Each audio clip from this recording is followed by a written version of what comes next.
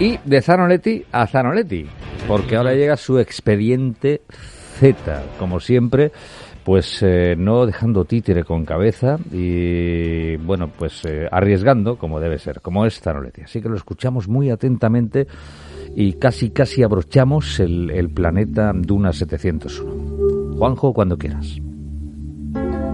Hoy quería hablar de un cómic. Intencionadamente he buscado una obra que tenga todas las características que no me gustan y que a su vez, aun cuando parezca contradictorio, me parezca una obra maestra. De este modo, el título del que voy a hablar combina el género de superhéroes, género que no me gusta nada, un autor ultraconservador que alguna y otra vez ha lanzado mensajes de odio y que por ello le llevó incluso a ser apartado de la editorial DC, y por supuesto que sea un cómic mainstream, con todas las variables necesarias para que sea ultracomercial. Se trata de una de las mayores obras maestras que ha publicado Marvel, Ruleta.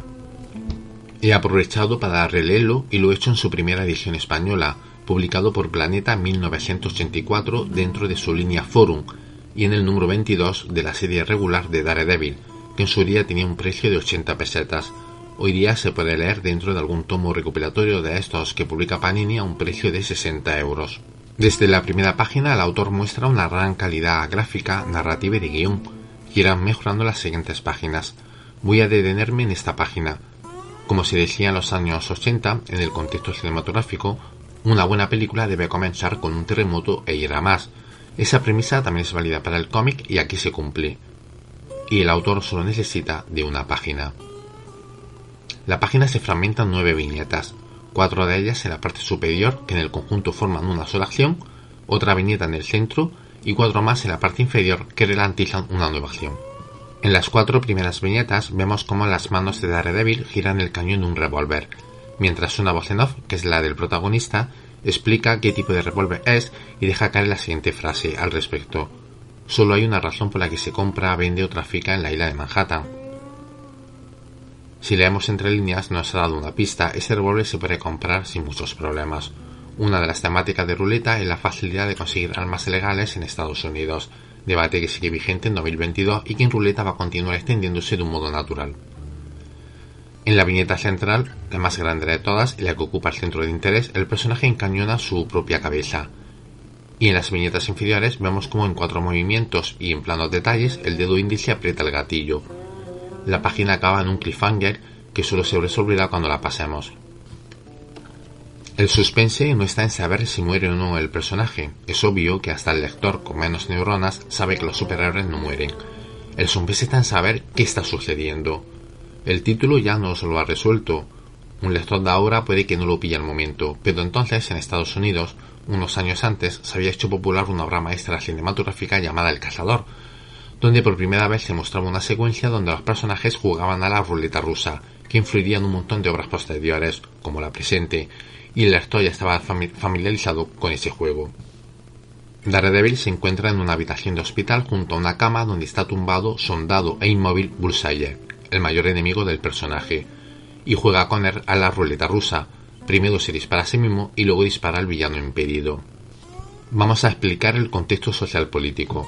Unos números atrás, Daredevil vence a Bullseye y lo tiene agarrado por el brazo para que no caiga al vacío.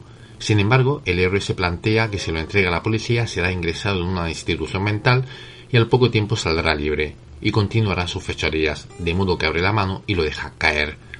El héroe ha ejercido como policía, juez y verdugo, pasándose la separación de poderes por el arco del triunfo y procediendo como un fascista. La caída no mata al villano. Recordar, los héroes no pueden matar intencionadamente, es una de las normas del género, pero entre líneas puede advertirse que si lo hubieran dejado, el autor lo hubiera matado. Una situación similar también se ve en la adaptación a dibujos animados de La muerte de Superman, en la primera versión, no en el remake, donde el héroe agarra del brazo al juguetero después de que ha cometido un acto de pederastia y lo deja caer. Sin embargo, la interpretación es distinta. En Superman es una escena para criticar lo que en Daredevil se hace apología, pero tenéis que ver la película para comprenderla. Probablemente, y después de las críticas acusando al autor de fascistoide, la editorial le pidiera que equilibrara el personaje y lo hiciera más democrático, y de ahí el nacimiento de Ruleta. Pero eso es una suposición mía, habría que preguntarle al autor o al editor si es cierto. También me baso en que tras esa etapa, la editorial pone al frente de la serie a Ann Nocenti, una autora más progresista y que lleva el personaje por una deriva política contraria. de modo que había preocupación en Marvel por el comportamiento político de Daredevil. El protagonista explica al villano por qué le está obligando a jugar, y le deja caer esta frase: me hiciste cometer locuras. Deja sobre los hombros del villano la responsabilidad del acto asesino que cometió el héroe. Es habitual de los extremistas, que afirman cosas como estamos en contra de la tortura y la pena de muerte, pero es que nos empujan a imponerlas. Daredevil explica que le ha llevado a esta situación de jugarse la vida a la ruleta rusa con el villano. La secuencia termina otra vez en un cliffhanger y solo al pasar la página nos enteraremos de esa explicación mediante un flashback. En ese flashback vemos como Daredevil conoce a un niño afroamericano llamado Chucky, y no es casual que sea afroamericano. Por una parte, para dar el mensaje de ¿veis? Como al que llamáis fascista no es un racista, y por otra razón que la vamos a comprender más adelante. El héroe se pavonea delante del niño, quien admira a Daredevil y que quiere parecerse a él. Hay un montaje paralelo entre el presente, con los dos personajes jugando a la ruleta rusa, y el pasado, donde se nos narra la historia de Chucky. De este modo se aumenta la intensidad dramática del juego y por otra parte se crean cliffhangers los flashbacks cada vez que saltamos al presente. Las escenas donde se juega la ruleta rusa las planifica dejando los fondos en blanco y los personajes iluminados entre sombras, mientras que el resto de secuencias donde se narra la historia del niño predominan los colores vivos, que transmiten la alegría procedente de la amistad entre el niño y el héroe. El niño es acusado en la escuela por el matón de turno, y gracias a todo lo que ha aprendido de su corta relación con Daredevil, se envalentona y decide resolver el problema disparándole un tiro al niño. Ha imitado lo que Daredevil hizo con Bullseye, se ha tomado la justicia por su mano, pisoteando la democracia, la ley y la Constitución. Lógicamente el disparo no mata al niño. Recordad, la muerte está prohibida en Marvel, ya que haría que el lector dejara de empatizar con Chucky.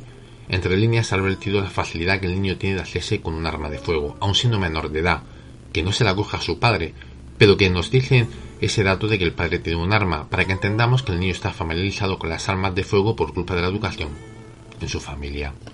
El autor, sin ofender a nadie, sin hacer crítica explícita, ha mostrado el problema de las armas en los Estados Unidos y la cultura de las armas en las familias. Por otra parte, el niño es un afroamericano que es objeto de bullying en el colegio, la minoría que es pisoteada por la mayoría, el niño villano representado como un blanco de cabellera rubia.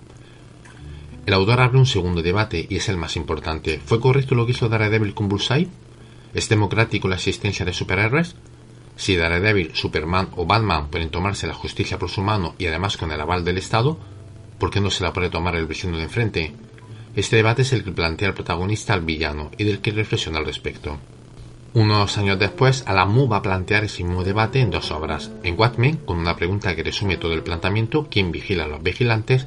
Y en La broma asesina, con una resolución final que termina con un golpe de humor que demuestra que Batman y Joker son iguales. Ambos se disfrazan para dar saltos por los tejados, ambos están locos. Golpe de humor y planteamiento, por cierto, que procede del final del primer capítulo del segundo libro de Don Quijote. Antes de Ruleta ya se habían hecho planteamientos en obras como Nessus, donde el superhéroe recorre lugares donde no existe la democracia y ejecuta a sus dictadores, o mandatario de sistemas políticos contrarios al que le gustaría al héroe. La pregunta es dónde comienza y termina la ética. Sin embargo, el autor de Ruleta, aun planteando lo mismo que Alan Moore, llega a una conclusión distinta. Es obvio, en la vida real, Moore se inclina por una condición política y el otro por otra contraria, y ambos lo dejan reflejado en su obra. Al final termina con una frase lapidaria para los que creen en la democracia: somos las dos caras de una misma moneda, o lo que es lo mismo, cuando yo mato tengo la ética a mi favor y cuando lo haces tú, no.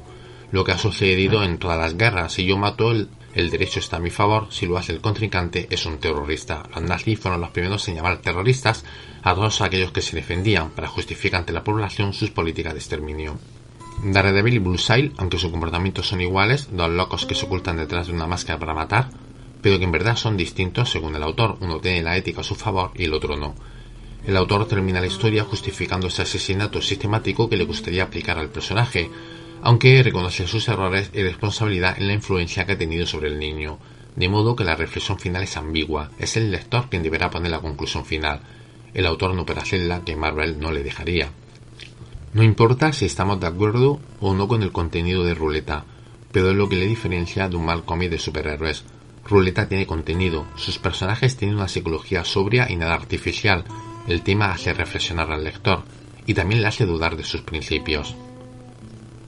Si la narrativa y el guión son excelentes, el dibujo y el color no lo es menos. El autor, como en el resto de su obra, por aquel entonces, emplea viñetas verticales, probablemente influido por Claude Janson, que desde los 70 ya las empleaba y que acabaría convirtiéndose en el tintador del autor en esta misma serie de Daredevil y posteriormente en dibujante oficial. La composición vertical logra que te olvides de lo que hay alrededor y te centres solo en el personaje sin nada que te distraiga. Además de una misma tira puede incluir un número mayor de viñetas para fragmentar la acción. Incluso esa composición transmite más violencia y vértigo, ya que te centras en el detalle de la acción y el resto solo está insinuado. El dibujante también simula zooms cinematográficos y el mismo efecto de viñeta vertical lo consigue también con viñetas panorámicas, dependiendo de la acción empleada una u otras. Pero el mejor modo de descubrir esta narrativa es leyendo el cómic.